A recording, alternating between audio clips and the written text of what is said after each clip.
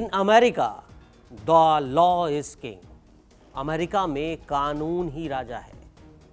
ये शब्द हैं अमेरिकी राजनीतिक, विचारक, लेखक और क्रांतिकारी थॉमस पेन के। ये लाइन उन्होंने 1776 में लिखी थी और देखिए 250 साल बाद 2026 में यही लाइन और यही शब्द अमेरिका की सड़कों पर गूंज रहे हैं, क्योंकि लाखों लोग नो किंग्स के पोस्टर लेकर सड़कों पर उतर आए हैं और एक ही बात कह रहे हैं, किसी भी लोकतंत्र में कोई भी शख्स कानून से ऊपर नहीं हो सकता।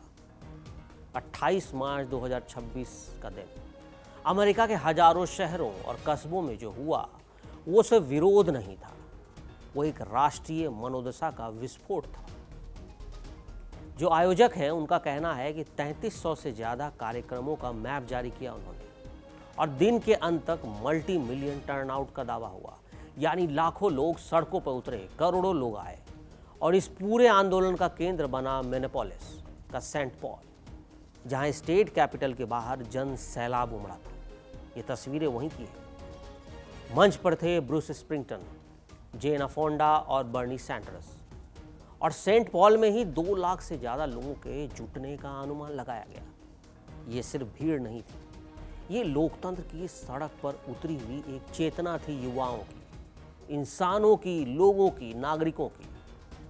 हालांकि लॉस एंजलिस में एक सरकारी इमारत के पास झड़पें भी हुई, आंसू गैस चले, अधिकारी घायल हुए, लेकिन कुल मिलाकर यह तस्वीर शांतिपूर्ण रही। और ये किसी भी बड़े जन आंदोलन की सबसे बड़ी नैतिक ताकत कही जा सकती है।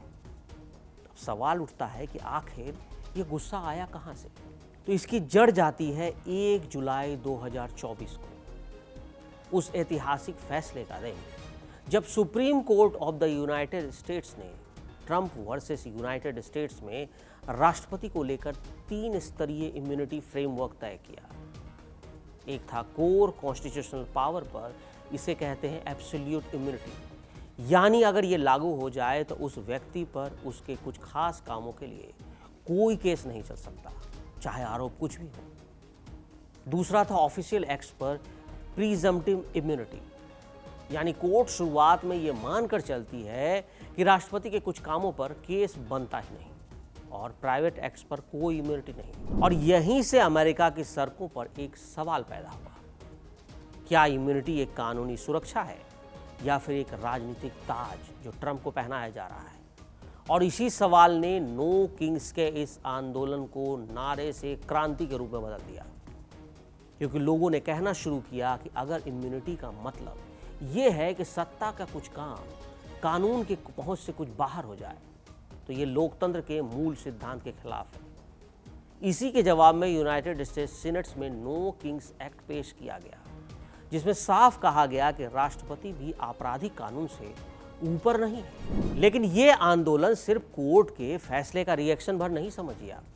2025-26 में आक्रामक इमिग्रेशन नीति, कुछ शहरों में फेडरल कोर्ट्स की तैनाती और उससे बढ़कर ईरान युद्ध को लेकर असहमति ने मध्यम वर्ग और दूसरे शहरों तक ये गुस्सा फैला दिया, यानी समझिए ऐसी आग लग गई। और यहाँ पर बापू महात्मा गांधी की चेतावनी फिर याद आती है, an eye for an eye only ends up making the whole world blind. यानी आज उसे ईरान युद्ध के कंटेक्स्ट में देख सकते हैं कि ईरान युद्ध उसी अंधेपन की ओर इसे गहरा करता दिख रहा है। और मार्टिन लूथर किंग जूनियर की बात भी यहाँ उतनी ही प्रासंगिक है। युद्ध कुछ सेकंड में वो नष्ट कर देता है जिसे शांति बनाने में दशकों लगते हैं। तो सवाल सिर्फ अमेरिका का नहीं, सवाल ये है क्या आधुनिक लोकतंत्र फिर उसी रास्ते पर जा रहा है जहां युद्ध, सत्ता और कानून के बीच संतुलन बिगड़ चुका है। दिलचस्प बात यह है कि यह आंदोलन सिर्फ बड़े महानगरों तक सीमित नहीं है।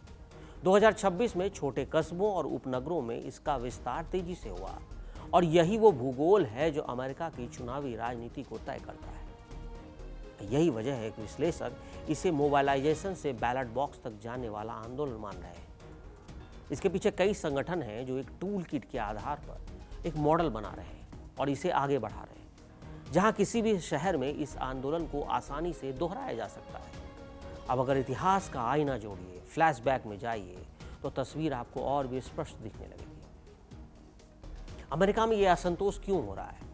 क्योंकि अमेरिका जब जब किसी लंबी और महंगी जंग में फंसा, घरेलू असहमति ने जोर पकड़ा। वियतनाम वॉर के दौरान 4 मई 1970 को केंट स्टेट यूनिवर्सिटी में नेशनल गार्ड की गोलाबारी में 4 छात्रों की मौत हुई थी। इसके बाद पूरे देश में विरोध की लहर फैल गई। ये वो मोड़ था जिसने सरकार और समाज दोनों को झकझोर दिया।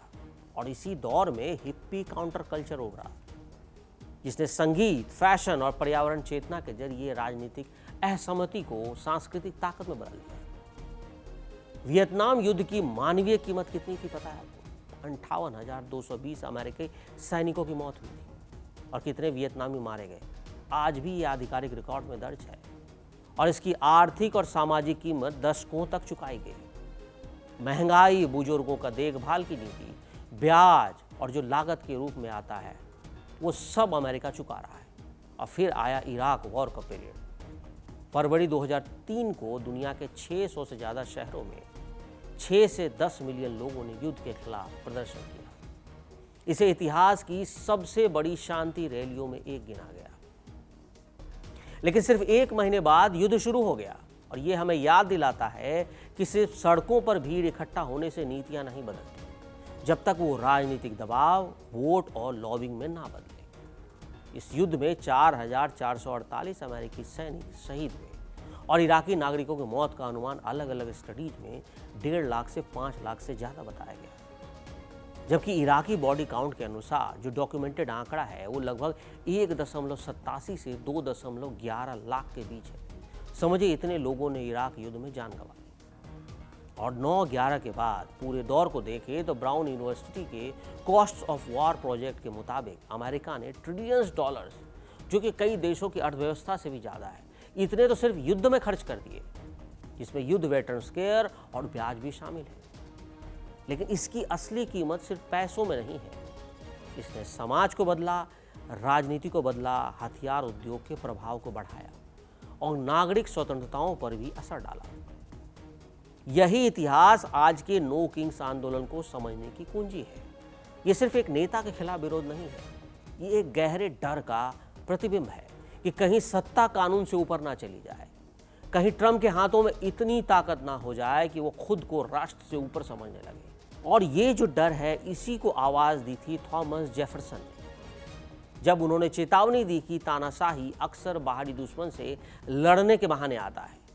आज नो किंग्स आंदोलन उसी चेतावनी को दोहरा रहा है। No more kings in America, लोकतंत्र की रक्षा करो, क्योंकि अंत में सवाल सिर्फ इतना है, क्या कानून राजा रहेगा या कोई व्यक्ति खुद को कानून से ऊपर साबित कर देगा। 28 मार्च 2026 की भीड़, मिनेपोलिस सेंट पॉल्स का मंच, लॉस एंजलिस की झड़पें और सुप्रीम कोर्ट का फैसला, ये सब मिलकर एक ही कहानी बताते हैं। ये सिर्फ विरोध नहीं है, ये एक चेतावनी है कि एक लोकतंत्र अपने सबसे निर्णायक मोड़ पर खड़ा है और अगला अध्याय बैलेट बॉक्स लिखेगा। लेकिन प्रस्तावना जो है वो सड़क निकलती है।